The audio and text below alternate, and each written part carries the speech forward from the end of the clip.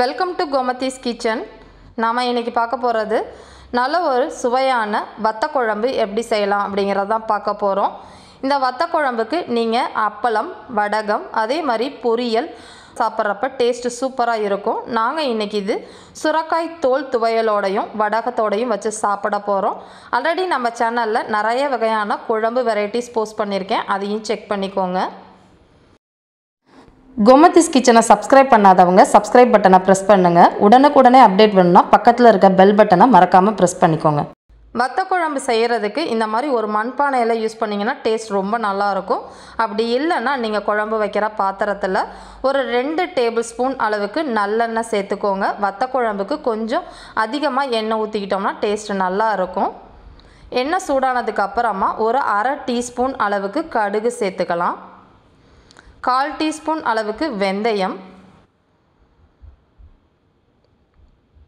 இதிலே கொஞ்சமாக கறி வடகம் சொல்லுவாங்க இல்லையா, வெங்காய வடகம், அதையும் சேர்த்துக்கோங்க. அது இல்லைன்னா நீங்கள் எதுவும் யோசிக்க வேணாம், கொஞ்சம் ஒரு 1/4 டீஸ்பூன் அளவுக்கு சீரகம் மட்டும் சேர்த்து பொரிய விட்டுக்கோங்க. இது எல்லாமே இந்த மாதிரி பொரிஞ்சு செவக்கணும். அதுக்கப்புறமா ஒரு கொத்து கருவேப்பிலையும் போட்டு நல்லா பொரிய விட்டுறலாம்.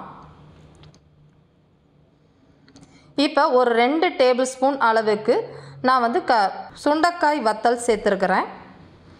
2 டேபிள் ஸ்பூன் அளவுக்கு மணத்தக்காளி வத்தல் சேர்த்துருக்கிறேன். உங்கள்கிட்ட என்ன வத்தல், கொத்தரங்காய் வத்தல், மற்ற காய்கறிகள் வத்தல் இருந்தாலும் நீங்கள் சேர்த்துக்கலாம். இது எல்லாத்தையும் சேர்த்துட்டு அது ஒரு நல்ல எண்ணெயிலேயே ஒரு கலர் சேஞ்ச் ஆகிற அளவுக்கு வறுத்து எடுத்துக்கோங்க.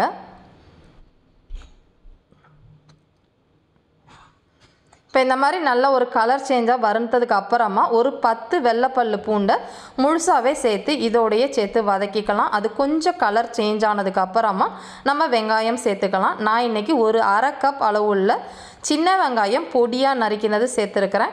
இது கொஞ்சம் பெருசாக இருந்தனால நான் பொடியாக நறுக்கிக்கிட்டேன். அப்படி இல்லை அப்படின்னா நீங்கள் அப்படியே முழுசாக கூட நீங்கள் போட்டுக்கலாம். இந்த வெங்காயம் இதில் நல்லா வதங்கி நல்லா ஒரு கோல்டன் கலரில் வரணும், அந்த அளவுக்கு வதக்கிக்கோங்க. சின்ன வெங்காயம் மட்டும்தான் இதுக்கு டேஸ்ட் நல்லாயிருக்கும்.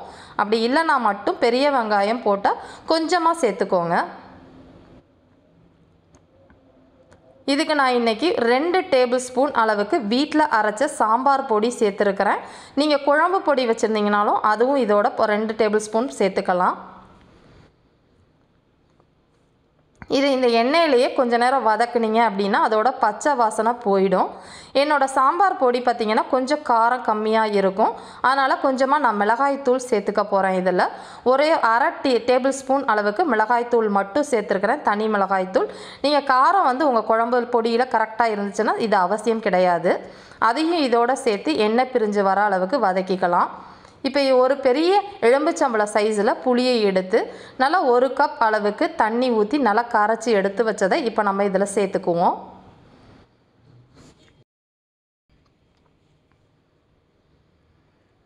இது எல்லாத்தையுமே நல்லா கலந்து விட்டுட்டு பார்த்தீங்கன்னா இப்போ பார்த்தீங்கன்னா கொஞ்சம் நல்லா திக்காக இருக்கிற மாதிரி இருக்குது குழம்பு.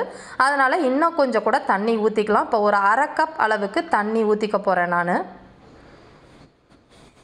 ஊற்றிட்டு எல்லாத்தையுமே நல்லா கலந்துட்டு இது கொதித்து நம்ம புளி போட்டிருக்க மசாலாவோட பச்சை வாசனை போய் குழம்பு திக்காகி எண்ணெய் பிரிஞ்சு வரணும். அந்த அளவுக்கு வர அளவுக்கு வேகிறதுக்குள்ளே நம்ம இதுக்கு ஒரு தேங்காய் பால் ரெடி பண்ணிக்கணும். அதை ரெடி பண்ணிடலாம். மிக்ஸி ஜாரில் அரை கப் அளவுக்கு துருவின தேங்காவை சேர்த்துக்கோங்க. ஒரு அரை டீஸ்பூன் அளவுக்கு சீரகம் சேர்த்துக்கலாம். ஒரு சின்ன வெங்காயம் போட்டுக்கோங்க. பெரிய வெங்காயம்னா 1 டேபிள் ஸ்பூன் அளவுக்கு சேர்த்து நல்லா ஃபஸ்ட்டு குறைன்னு அரைச்சதுக்கு அப்புறமா ஒரு 1/4 கப் அளவுள்ள தண்ணியை ஊற்றி நல்லா அரைச்சோம் அப்படின்னா நம்ம பால் எடுக்கிற அளவுக்கு நம்மளோட பால் இந்த அளவுக்கு ரெடியாக எடுக்கும். இதை ஒரு ஸ்ட்ரெயினரில் வச்சு நல்லா பாலை மட்டும் தனியாக வடித்து எடுத்துக்கலாம். இப்போ பார்த்தீங்கன்னா நம்ம தேங்காய் பால் ரெடி ஆகிடுச்சு. இப்போ குழம்பு பார்த்துடலாம். இந்த அளவுக்கு எண்ணெய் பிரிஞ்சு திக்காக எண்ணெய் பிரிஞ்சு வரணும். அதுக்கப்புறமா தான் நீங்கள் தேங்காய் பால் ஊற்றணும். சப்போஸ் உங்களுக்கு தேங்காய் பால் ஊற்ற பிடிக்கல அப்படின்னா அந்த ஸ்டேஜ்லேயே கொஞ்சமாக வெல்லம் போட்டுட்டு இறக்கிடலாம். இப்போ தேங்காய் பாலை ஊற்றி நல்லா கலந்ததுக்கு அப்புறமா ஒரு கொதி வந்தோடனே நம்ம ஆஃப் பண்ணிடணும். ரொம்ப நேரம் கொதிக்க வைக்கக்கூடாது. இப்போ பார்த்தீங்கன்னா ஒரு கொதி வந்துருச்சு. நான் அடுப்பை ஆஃப் பண்ணிட்டேன். தேங்காய் பால் ஊற்றுனனால நான் வெல்லம் சேர்க்கலை. சப்போஸ் உங்களுக்கு விருப்பப்பட்டால் ஒரு அரை டீஸ்பூன் அளவுக்கு வெல்ல பொடி சேர்த்துக்கலாம். கருவேப்பிலை தூவி இறக்கிடலாம். நம்மளோட ரொம்ப டேஸ்டான வத்த குழம்பு ரெடி ஆயிடுச்சு. இதை நம்ம சர்விங் பவுலுக்கு மாற்றிடலாம். இப்போ வந்து வத்த குழம்பு இதே மாதிரி அளவுகளோட நீங்களும் செஞ்சு பாருங்கள். செஞ்சு பார்த்துட்டு எப்படி இருக்குங்கிறத கமெண்ட் பண்ணுங்கள். வீடியோ பிடிச்சிருந்துச்சுன்னா லைக் பண்ணுங்கள், ஷேர் பண்ணுங்கள். மறக்காமல் சேனலை சப்ஸ்கிரைப் பண்ணி வச்சுக்கோங்க. தேங்க்ஸ் ஃபார் வாட்சிங்.